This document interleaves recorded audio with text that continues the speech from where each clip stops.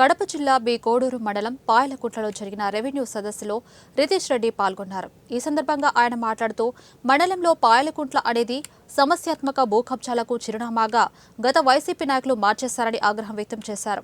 ఇక్కడి వైసీపీ నాయకులు, రెవెన్యూ అధికారులు కరెన్సీ బంధంతో రికార్డులను ఇంట్లో పెట్టుకుని వాళ్లే డీ పట్టాలు, పాస్బుక్లు తయారు చేసి రికార్డులను ట్రాన్స్ఫరింగ్ చేసి వాటిని అమ్మి రిజిస్ట్రేషన్ చేస్తున్నారని విమర్శించారు.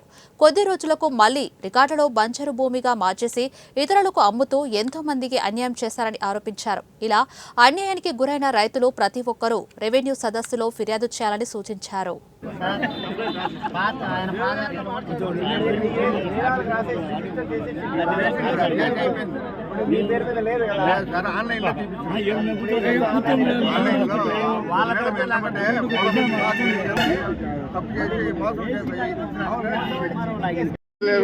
నేను కూకోబెట్టాను అయినా తప్పలే.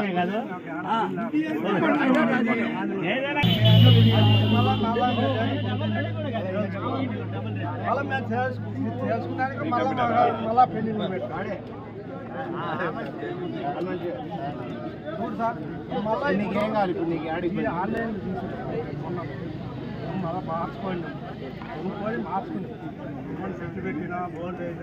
రాష్ట్ర ప్రభుత్వం ఆదేశించినటువంటి పరిష్కారం చేసి మళ్ళా మీకు మీ సమస్య పరిష్కారం చేశామని మళ్ళీ మీ దగ్గరకు వచ్చి, మీ ఇంటికి వచ్చి దాన్ని పరిష్కారం చేసినటువంటి కాపీతో సహా మీకు అందజేయడం జరుగుతుంది. సో ఇది రెవెన్యూ సదస్సుల్లో మనకు రాష్ట్ర ప్రభుత్వం ఆదేశించినటువంటి ఆదేశాలు అన్నమాట. దాని ప్రకారం మనం రెవెన్యూ సదస్సులన్నీ కూడా నిర్వహిస్తున్నాం. సో ఇందులో వ్యక్తిగతంగా ఉంటాయి, కొన్ని గ్రామ సమస్యలు ఉంటాయి. ఇప్పుడు గ్రామంలో వ్యక్తిగతంగా ఇప్పుడు మీకు ఆన్లైన్ కావలేదు, భూమి పట్టా ఇచ్చారు, బట్ ఆన్లైన్లో రీసర్వేలో సమస్యలు ఉన్నాయి, మళ్ళీ భూమి ఆన్లైన్లో ఎక్కలేదు, అనాధీనంగా ఉంది అని కొన్ని ఎక్కువ సమస్యలు ఇక్కడ వస్తున్నాయి.